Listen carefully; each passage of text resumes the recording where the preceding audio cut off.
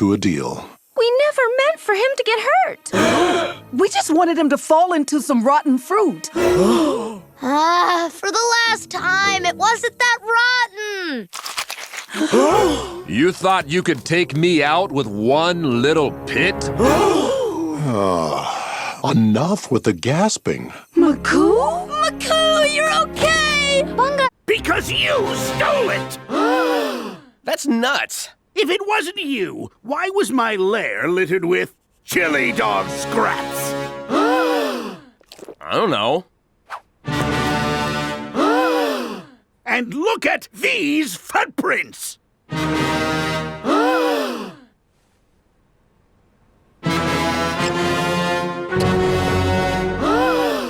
Would you stop gasping dramatically? Seriously, guys, I'm the hero.